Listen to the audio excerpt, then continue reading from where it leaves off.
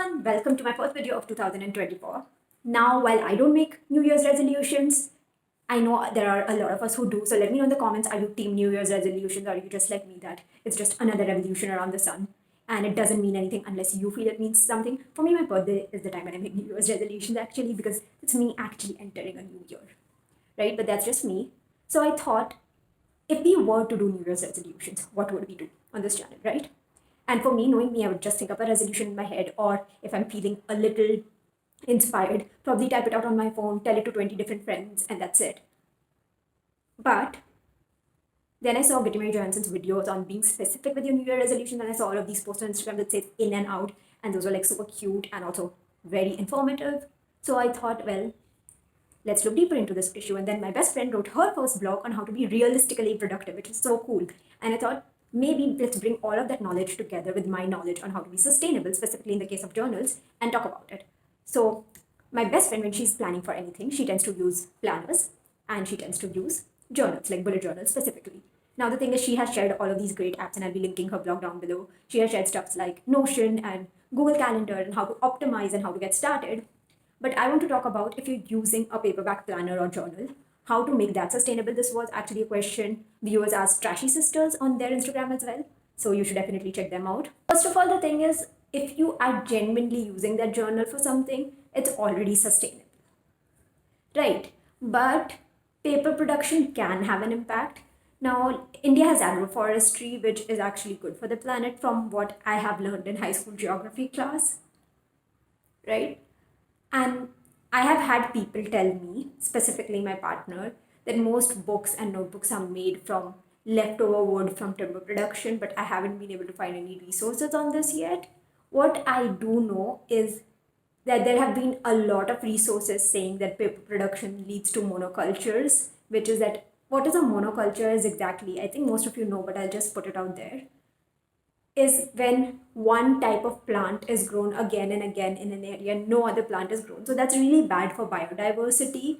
And I think it also impacts soil health negatively because crop rotation allows the soil to replenish its nutrients. Again, something I learned in high school geography, right? So we tend to have a monoculture is bad policy in this world because that's the fact, right? And obviously paper production leads to deforestation. That's not news to anyone, right? So if you want to be eco-friendly and ethical in your paper production, consumption, not production, then you want sustainable diaries and journals and planners. And I think I am like qualified to speak on this issue because I run Musasaga, which is an eco-friendly publishing and planner making company, and we also have free online reading, but that's beside the point. So what we have released is we have released a few planners such as a mental health planner. We are hoping to release a going low waste planner in a few weeks, right? So what we have done is we have used recycled paper, right? We are currently working with this company called ReScript, but we have worked with others in the past. And we have also worked on other forms of tree-free paper such as imported paper, but then we realized, hey, the emissions from the transportation kind of cancel out whatever good we are trying to do. So Our Better Planet has diaries. I remember this from when I worked with them. They have handmade diaries which are made on recycled paper, though they still have the leather binding. So unless it's like secondhand leather, I'm not sure how vegan or sustainable that is, but leather does tend to last a long time. And I remember when I used to live in another part of the city, there were printers who used to make these diaries from paper that was left over after printing, right? So that was also very sustainable. So you can go for something like this, or if you're looking for something which is a little on the pricier end, according to me, you can go for BlueCat papers. We use their upcycled cotton rag paper to make the covers for Musasaga currently, right? But they are actually good. They have a lot of upcycled paper from materials like hemp and cotton and like I think demonetized cash notes, which is like super cool, though I don't know how that works, right? So stuff like that. So basically the first thing would be to look at your paper production when journaling if you want to do it in an eco-friendly manner. And obviously if you want to do it in an ethical manner, go for companies you trust which pay ethical fair wages and have a transparent supply chain. Reach out, ask questions, drop emails if that's something you're comfortable with. So recycled paper, handmade paper, reused paper. One really cool thing my mom used to do is all these school notebooks I used to get, she used to tear out the pages from it that were unused and then stitch them together or staple them together into a new notebook for me.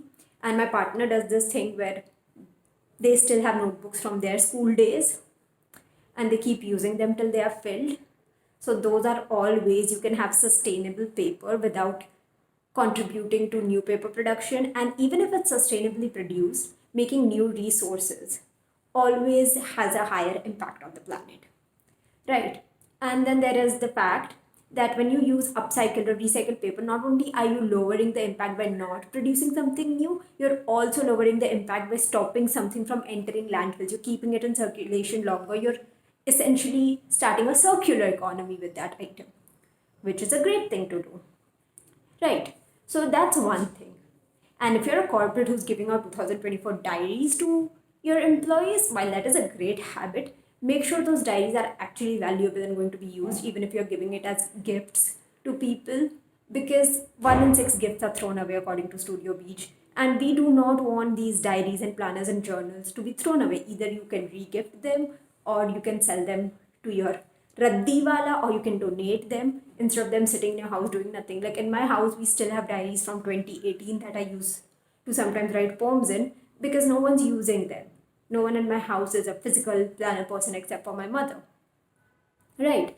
And obviously, depends on your needs. Like if I was a planner person, I would probably have the same planner for everything with just different sticky notes or sections. But I also know there might be people who prefer to have one fitness planner, one budgeting planner, one planner for their mental health, which is also great as long as it's getting used. That is the thing that makes something the most sustainable, that it is used to the best of its capacity and it is something that provides value for you long term. But that was the making of the planner and what kind of planner you should be looking at. However, it's not just the making. Even if you end up buying or getting as a gift a planner that is made on normal virgin paper, what matters are other things. For example, if you're using a physical planner, you'll probably be using ink and pens. So now with pens, there are a lot of sustainable options. Obviously, we have the plastic pens that are widely available in the market. So in those, if you want to be sustainable, what you can do is instead of buying a whole new pen, change the refills and try and send the empty pens for recycling. Tashi Sisters, again, another video which will be linked below, shows how you can do that. Or what you can do is you can use an ink pen, which is refillable, or you can use seed pens and pencils, which once they are done being used can be planted and new flowers can grow out of this. Seed paper notebooks are also a great idea, that reminds me.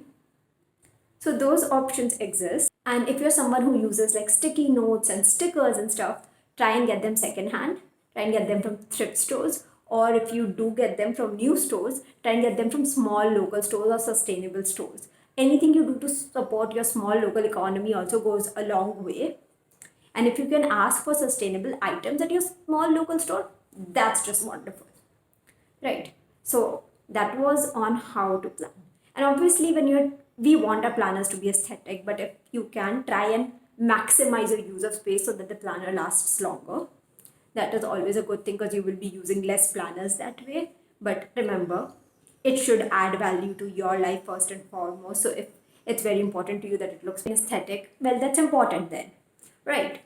So other than that, that was on the production of planners, like I said, and the maximization of space and the kind of stickers you have to use, right? Now let's talk about the disposal of the planner, because while that will happen at the end of the year, we still have previous year's planners to dispose. Let's be honest. If we are using them, we have to dispose of them. And this video is strictly talking about physical planners. For digital planners, the rules are completely different. So let's not dive into that in this and complicate matters. So for physical planners, when you dispose of them, what I like to do is to give it to my local Raddiwala. Or if I can't, then I would find a recycling store which does recycled paper. Again, we'll be linking Tashi Sisters' video on the topic because they do that, right? And that's about it. That's how you have a sustainable physical planner journey. And let me know your New Year's resolutions and what your planners have if you're comfortable with that. See ya.